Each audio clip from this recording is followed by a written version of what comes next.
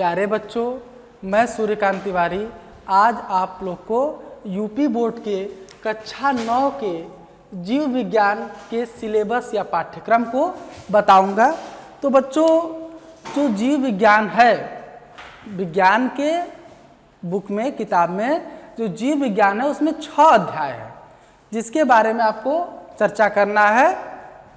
और पहला अध्याय है खाद्य उत्पादन, जिसको अगर अंग्रेजी में हम लोग कहें तो क्या कहेंगे? Food production.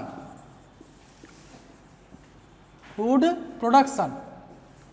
और बच्चों, फूड प्रोडक्शन या खाद्य उत्पादन जो है, इस अध्याय में हमें ये देखना है कि जो भोज्य पदार्थ हैं उसके स्रोत क्या है, हमें वो मिलता कहाँ से है।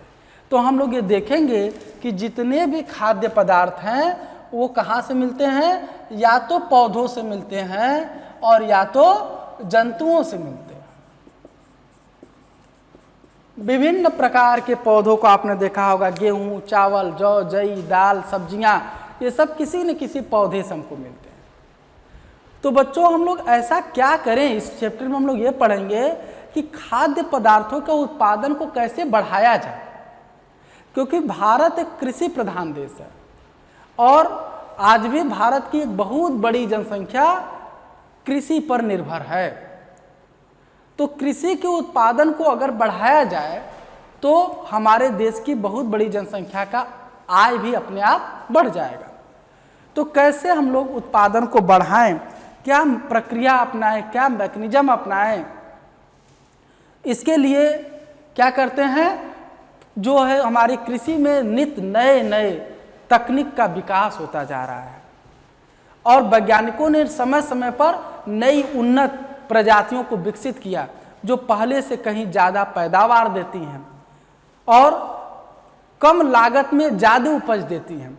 कृषि की नई नई तकनीक आई, जैसे बच्चों पहले कटाई के लिए क्या होता था, पारंपरिक रूप से हंसिया से कटाई होती थी, काफ़ी लंबा समय लग जाता था, और आज हार्वेस्टर से कटाई होती है जिसे पहले 10 दिन लगता था, आज हार्वेस्टर उसे 1 घंटे में काट देता है। तो बहुत लंबा समय बचा, बहुत श्रम बचा।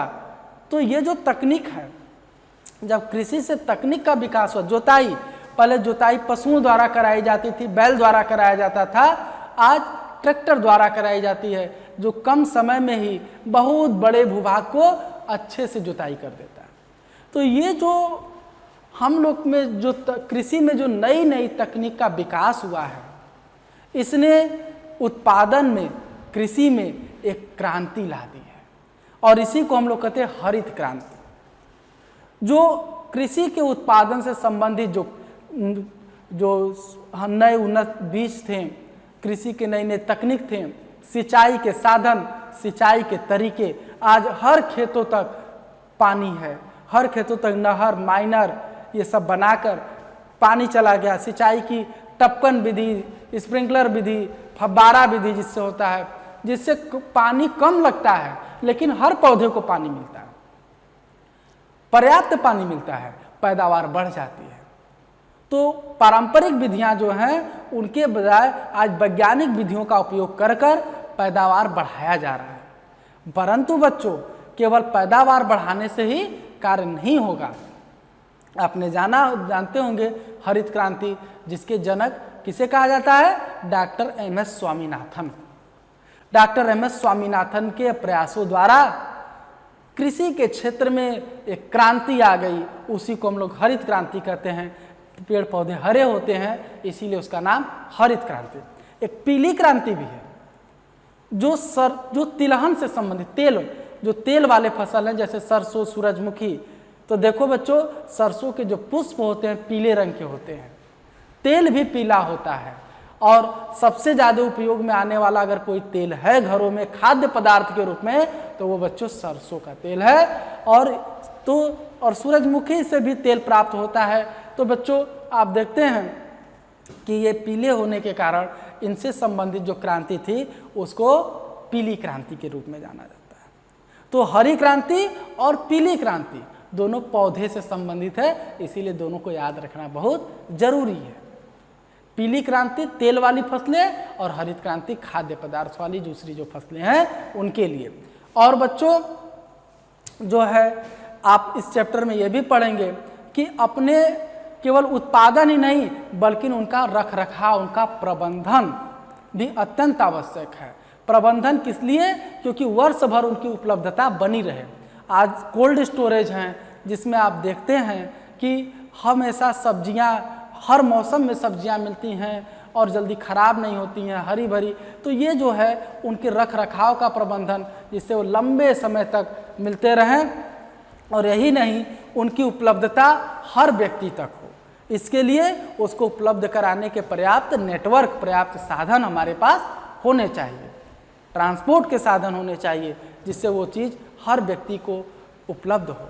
और आप ये भी पढ़ेंगे बच्चों इस चैप्टर में कि जो कीटनाशक हैं, वो कीट जो हमारे पेड़ पौधों को, वो कीट जो हमारे पेड़ पौधों को नुकसान पहुंचाते हैं, या जो कवक हैं जो हमारे खेतों में, हमारे पौधों में रोग उत्पन्न करते हैं, उनसे अपने पौधों को कैसे बचाया जाए, कीटनाशी का प्रयोग कैसे किया जाए, कितना किया जाए। क्यों? क्योंकि 1966 में बंगाल में अकाल जो आया था बच्चों, जिसमें लाखों लोग भूखमरी के शिकार हो गए, मर गए, और लाखों लोग जो है कुपोषण के शिकार हो गए। वह बेटा एक कवक के कारण, जिसका नाम हेलमंथस ओराइजा था, उसके कारण हुआ, जिससे धान की एक भी फसल वहाँ नहीं हुई। और बताइए कि भारत की आबादी उस समय कम थी, लेकिन फिर भी बहुत ज़्यादा लोग भूखमरी से मर गए। मतलब ज़मीन बहुत ज़्यादा थी, फिर भी पैदावार कम थी। आज जनसंख्या ज़्यादा है, ज़मीन कम है, लेकिन पैदावार भी पर्याप्त है। आज भारत निर्यात करता है, कृषि प्रधान देश है, कई फसलों का, कई अनाजों का निर्यात करता है। क्यों? क्योंकि उसने नई नई तकनीकों का विकास किया और पैदावार बम्पर रूप से बढ़ा। तो बच्चों हम लोग फर्टिलाइजर मतलब खाद का कैसे उपयोग करें, उर्वरकों का उपयोग कैसे करें और कितना करें, और रासायनिक उर्वरक के बजाय हम लोग क्यों जो है गोबर और से सड़े गले पदार्थों से बने उर्वरक, जिन्हें हम ऑर्गेनिक फर्टिलाइजर कहते हैं, उनका कैसे प्रयोग करें, क्यों करें, क्यों वो हमारे लिए सेहत के लिए अच्छी हैं। इन सब बातों को हम इस अध्याय में जानेंगे। साथ ही साथ बच्चों जंतुओं से हमें खाद्य पदार्थ के रूप में क्या क्या मिलता है? तो दूध मिलता है और अंडा मिलता है और मांस, मीट मिलता है। तो हम लोग कैसे अधिक दुधारू पशुओं को, जैसे अगर मान लीजिए गाय की 2 नस्लें हैं, एक नस्ल है जो 10 किलो अनाज खाने के बाद 1 लीटर दूध देती है, और दूसरी नस्ल है जो 10 लीटर अनाज खाने के बाद 10 लीटर दूध देती है। तो हम कैसे इस नस्ल में सुधार करें, उनके बीच कैसे संकरण कराएं, जैसे उन्नतशील प्रजातियां विकसित हों, इसका अध्ययन भी हम करेंगे। और अगर मीट के लिए जो पशु पाले जाते हैं, उनका मीट कैसे अच्छा हो, कैसे ज़्यादा मात्रा में, कम समय में मीट ज़्यादा मिले, इस तरह की नस्ल को पाली जाए। या अंडा देने के लिए हैं तो कौन से ऐसी मुर्गी या मुर्गा पाला जाए जिससे ज़्यादा अंडे मिले, हमेशा अक्सर अंडे मिले। इसके लिए भी हम अच्छी अच्छी प्रजातियों को विकसित करें। तो इस कैसे करें, इसके बारे में हम अध्ययन करेंगे। मछली पालन, जो कि एक बहुत ही बड़ा और बहुत ही अच्छा भोज्य पदार्थ और आर्थिक विषमताओं को दूर करने का माध्यम है, उसको कैसे करें, किस तरह की मछलियों को तालाब में उगाएं, पालें, जिससे कि तालाब का क्षमता का भरपूर प्रयोग हो। शाकाहारी और मांसाहारी दोनों मछलियों को कैसे उगाएं, इन सब का अध्ययन हम इस अध्याय में करेंगे। साथ ही साथ मधुमक्खी पालन को भी देखेंगे कि मधुमक्खी पालन हमारे लिए कैसे लाभदायक है, शहद का हमारे जीवन में क्या उपयोग है और क्यों वो औषधि के रूप में कितना गुणकारी है, और मक्खियों से हमें क्या क्या मिल सकता है, उसका भी अध्ययन हम लोग इसमें करेंगे जंतुओं वाले अध्याय में, मतलब खाद्य उत्पादन पहले प्रथम अध्याय में। दूसरा अध्याय है कोशिका जीवन की मूलभूत इकाई, मतलब अगर इसे हम अंग्रेजी में लिखें तो क्या लिखेंगे बच्चों? Cell the unit of cell, basic unit of life.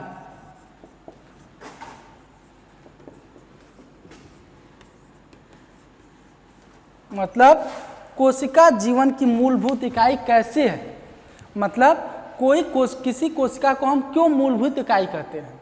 मूलभूत इकाई का मतलब होता है, जैसे मान लीजिए ये कमरा, ये रूम है, तो ये कमरा और रूम जो है, ये कमरा और रूम यहाँ उठाकर तो लाया गया नहीं है, इसे ईंटों के सहारे बनाया गया, एक ईंट को दूसरे ईंट पर अरेंज कर व्यवस्थित कर।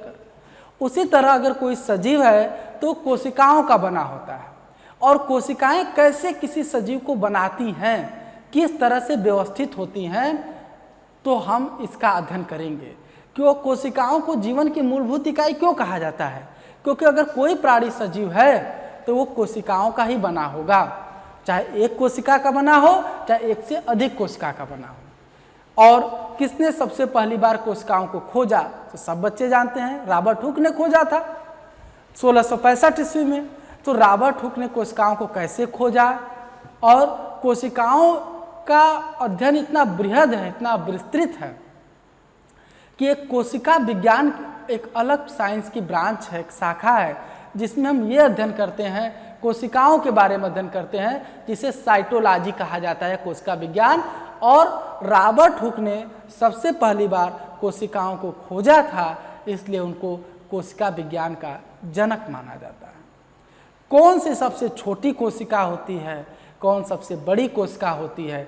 कोशिका, क्या सारी कोशिकाएं एक जैसी होती हैं?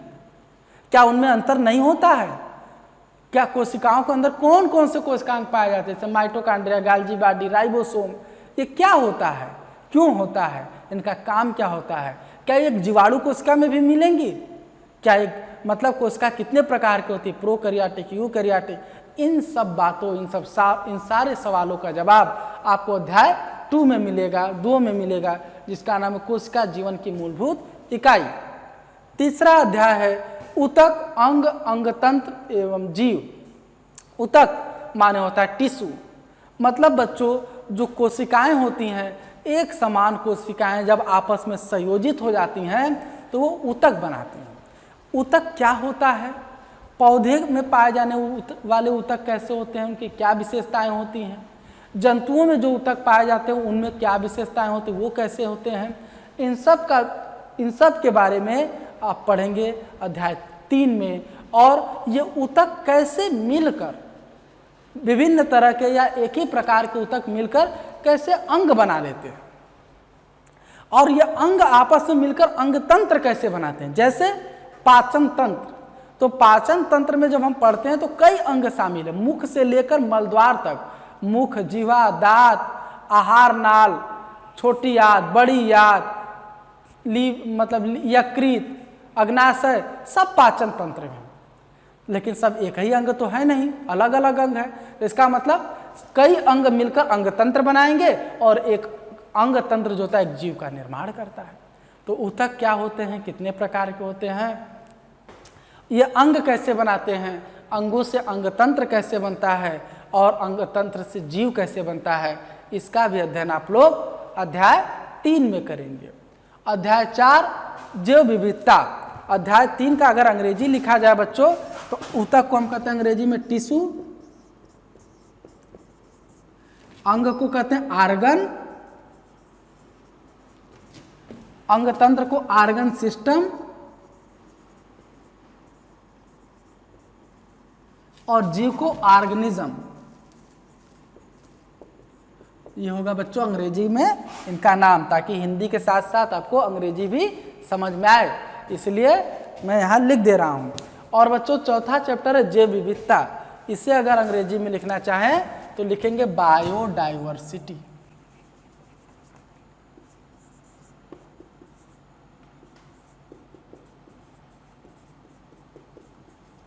बायोडाइवर्सिटी, जैव विविधता।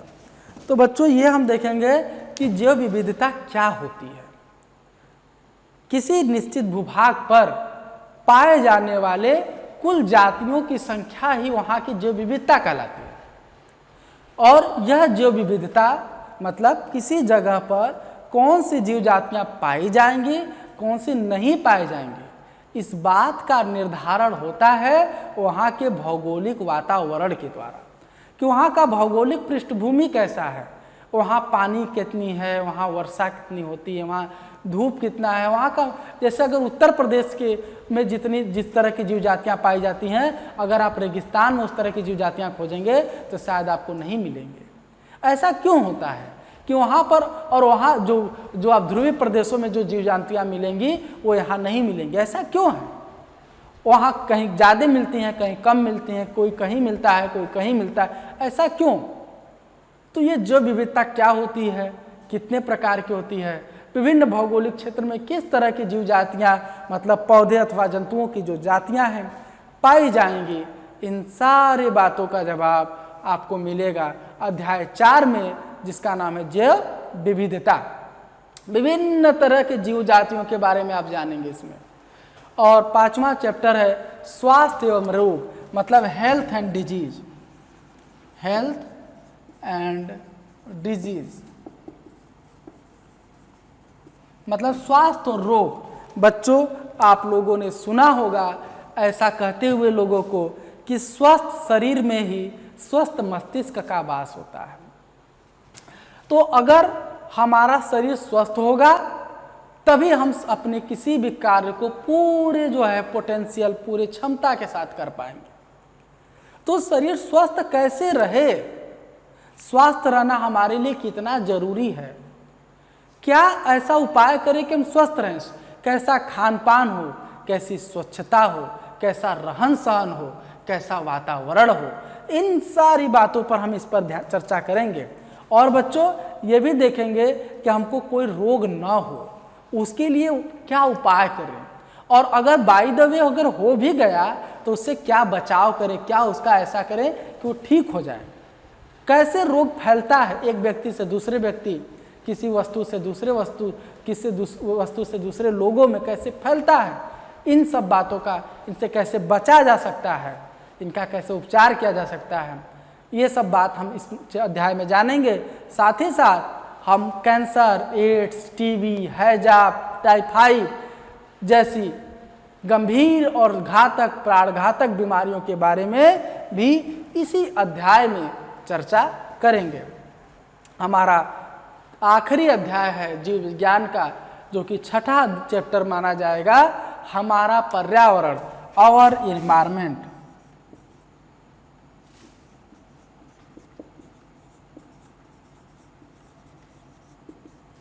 आवर एनवायरमेंट, हमारा पर्यावरण अध्याय क्या है कि हम इस अध्याय में ये जानेंगे कि पर्यावरण क्या होता है।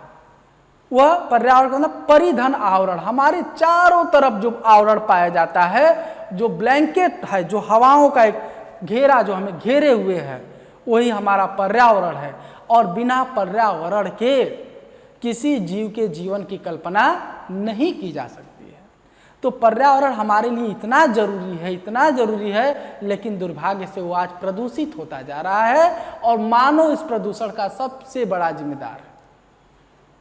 तो हम इस अध्याय में यही पढ़ेंगे कि पर्यावरण क्या होता है, उसमें कौन कौन सी गैसें होती हैं, और इसकी जो प्रदूषण है, वायु प्रदूषण, जल प्रदूषण, मृदा प्रदूषण, ध्वनि प्रदूषण, रेडियोधर्मी प्रदूषण, इन प्रदूषण से कैसे बचा जाए, इन अगर हो गए इनको कैसे कम किया जाए, अगर प्रदूषण हो गया है इसे कैसे कम किया जाए, ये सारी चीज़ें। और इसके साथ साथ हरित गृह प्रभाव क्या होता है, ग्लोबल वार्मिंग क्या होती है, इन सब बातों पर भी हम चर्चा करेंगे। तो बच्चों, हम लोग कक्षा 9 के पाठ्यक्रम को देख रहे थे, जिसमें खाद्य, पहला अध्याय खाद्य उत्पादन, जिन्हें हम खाद्य के उत्पादन, उसके मैनेजमेंट मतलब उसका प्रबंधन, कैसे उसको जो है कि बढ़ाया जाए, इन सारी चीज़ों के बारे में अध्ययन करेंगे। कोशिका जीवन की मूलभूत इकाई में कोशिका के गुणों का अध्ययन किया जाएगा, कितने प्रकार की होती है और क्यों इसे शरीर का संरचनात्मक और क्रियात्मक इकाई कहा जाता है, क्योंकि ये सारे सजीव जो होते हैं इसी से बने होते हैं और ये जीवन से संबंधित क्रियाएं ये करती है, इसीलिए इसको सजीवों का यह जीवन की संरचनात्मक और क्रियात्मक इकाई माना जाता है। इसके अलावा कितने प्रकार के होते हैं, क्या क्या कोशिकांग होते हैं, उनके काम क्या होते हैं, इन सब का जानकारी हम लोग अध्याय 2 में करेंगे। तीसरा अध्याय ऊतक, अंग, अंगतंत्र और जीव में विभिन्न प्रकार के पादप और जंतु ऊतकों, उसके बाद अंग, अंगतंत्र और उसके अंग तंत्र से जीव कैसे बनते हैं, ऊतकों में अंतर क्या होता है, क्या उनकी विशेषताएं होती हैं, इन सारे सवालों का जवाब हम लोग पाएंगे चैप्टर 3 में, जिसका नाम है ऊतक, अंग, अंगतंत्र और जीव। अध्याय 4 जैव विविधता, इसमें हम किसी निश्चित जगह पर पाए जाने वाले विभिन्न तरह के जीव जातियाँ, चाहे वो पौधों की हों चाहे जंतुओं की हों, वो क्यों वहाँ पाई जाती हैं, कितनी पाई जाती हैं, इन सब का जवाब हम यहाँ जानेंगे। स्वास्थ्य एवं रोग, मतलब स्वास्थ्य क्या होता है, रोग क्या होता है, ये सब भी हम यहाँ समझेंगे। हमारा पर्यावरण में हम लोग अपने पर्यावरण में होने वाले बदलाव, उसमें परिवर्तन, प्रदूषण, उसका नियंत्रण, उसका उपाय, हम इन सब चीज़ों के बारे में अध्ययन करेंगे। तो प्यारे बच्चों, आपसे हमारा ये रिक्वेस्ट है कि आप वीडियो को अंत तक देखें, उसे लाइक और सब्सक्राइब करना कभी न भूलें, क्योंकि जब लाइक और सब्सक्राइब आप करेंगे तो उसका नोटिफिकेशन आपको मिल जाएगा, जिससे आप तुरंत वीडियो को देखेंगे। और बच्चों, इस चैप्टर को जब हम लोग स्टडी करेंगे तो हर चैप्टर पर जो भी टॉपिक होगा, जो उस दिन का लेक्चर होगा, उससे संबंधित 10 क्वेश्चन होंगे, जिसे DPP डेली प्रैक्टिस पेपर कहा जाता है। अगर आप उस क्वेश्चन को सॉल्व करेंगे, उस लेक्चर को देखकर आप अगर अच्छे से लेक्चर देखेंगे तो आप निश्चित ही सारे सवालों का जवाब दे देंगे। और जब आप सारे सवालों का जवाब हर चैप्टर का DPP सॉल्व करते रहेंगे तो आखिरी में आप पाएंगे कि जैसे जैसे चैप्टर का आप पढ़ रहे हैं और DPP जैसे सॉल्व कर रहे हैं, आपको NCERT का कोई ऐसा क्वेश्चन नहीं होगा जो आप न कर पाएँ। यह हमारा आपसे वादा है। तो बच्चों, आप DPP को सॉल्व करें और इस चैनल को लाइक और सब्सक्राइब करें। थैंक यू बच्चों।